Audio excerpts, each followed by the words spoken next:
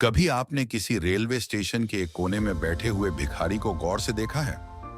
नहीं, शायद देखा भी होगा तो नजरें हटा ली होंगी, क्योंकि हम ऐसे लोगों को देखने के आदी नहीं होते और उनके बारे में सोचने की फुर्सत किसके पास है।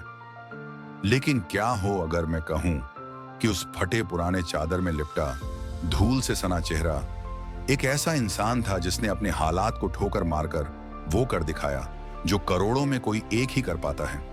ये कहानी है राजू की, एक ऐसा इंसान जिसे कभी लोग कचरे जैसा समझते थे और वही इंसान बाद में बना देश भर में फैली एक चाय कंपनी का मालिक। इस कहानी में भूख है, अपमान है, संघर्ष है, लेकिन उससे भी बढ़कर है हिम्मत, उम्मीद और बदलाव। तो चलिए जानते हैं उस राजू की कहानी जो भीख मांगते मांगते एक दिन करोड़ों की कंपनी का मालिक बन गया। शाम का वक्त था, मुंबई का बड़ा रेलवे स्टेशन। लोग अपने अपने गंतव्य की ओर भागे जा रहे थे। रोशनी चारों तरफ थी, लेकिन एक कोना ऐसा भी था जहां कोई उजाला नहीं पहुंचता था।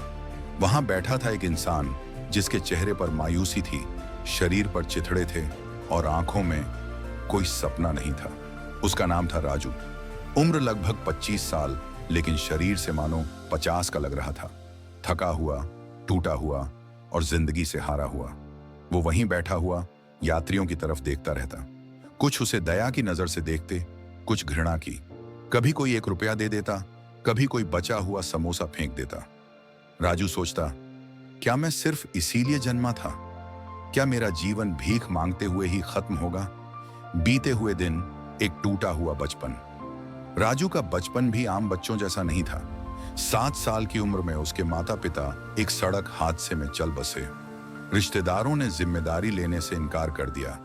उसे एक सरकारी अनाथाश्रम में डाल दिया गया। वहां खाना तो मिलता, पर इज्जत नहीं। मार, ताने और तिरस्कार, यही रोज का अनुभव था। 10 साल की उम्र में वो वहां से भाग निकला। रेलवे स्टेशन उसका नया घर बन गया। दिन में भीख, रात को प्लेटफॉर्म पर नींद। धीरे धीरे समय बीतता गया और वो भिखारी बन गया।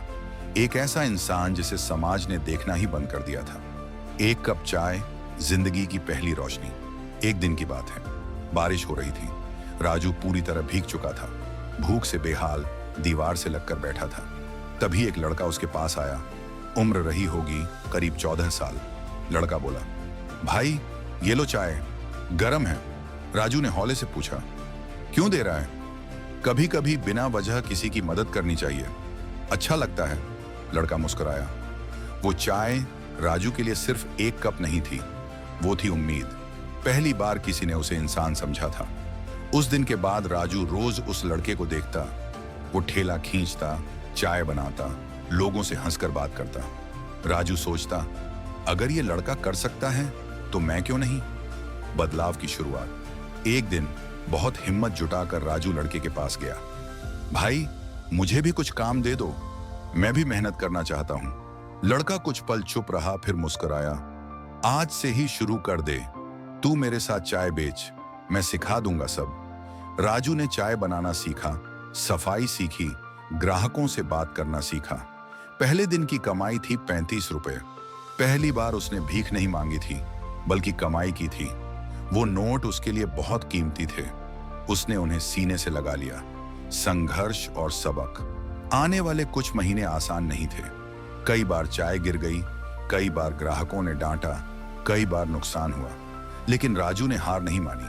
हर दिन सीखता, हर दिन बेहतर बनता। धीरे धीरे उसने थोड़े थोड़े पैसे जमा करने शुरू किए। खुद के लिए एक पुराना ठेला खरीदा, उधारी पर। एक पुरानी केतली, कुछ कप और एक लकड़ी की टेबल।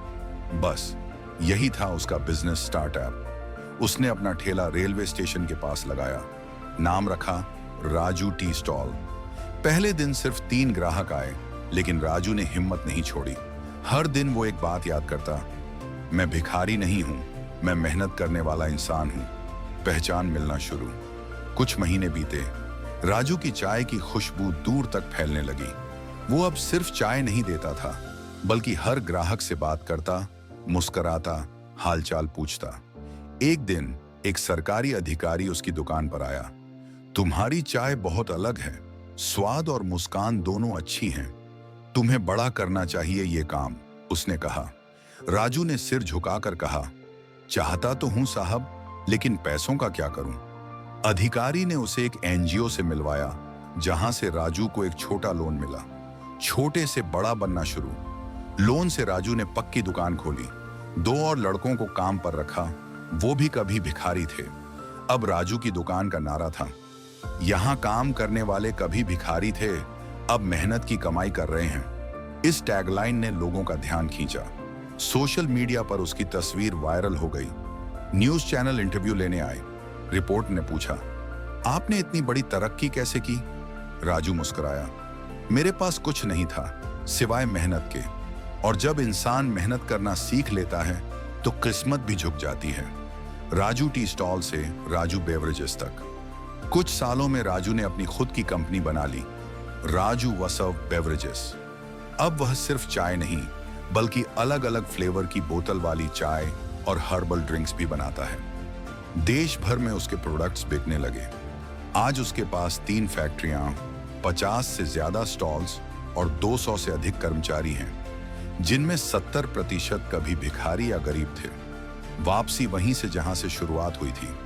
हर महीने की पहली तारीख को राजू रेलवे स्टेशन जाता है, उसी कोने में बैठकर जहां से उसने शुरू किया था।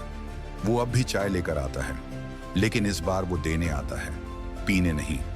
वो उन भिखारियों से कहता है, भीख मांगना बंद करो, अगर मैं कर सकता हूं तो तुम भी कर सकते हो, बस एक बार कोशिश करो। अंतिम शब्द।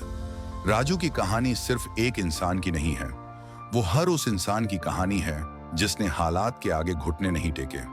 सपने टूटते हैं, हालात बिगड़ते हैं, लेकिन अगर इरादा मजबूत हो तो कोई भी इंसान खुद की तकदीर लिख सकता है। सीख, भिखारी से करोड़पति बनने का रास्ता आसान नहीं है, लेकिन नामुमकिन भी नहीं, बस एक कदम बढ़ाना होता है।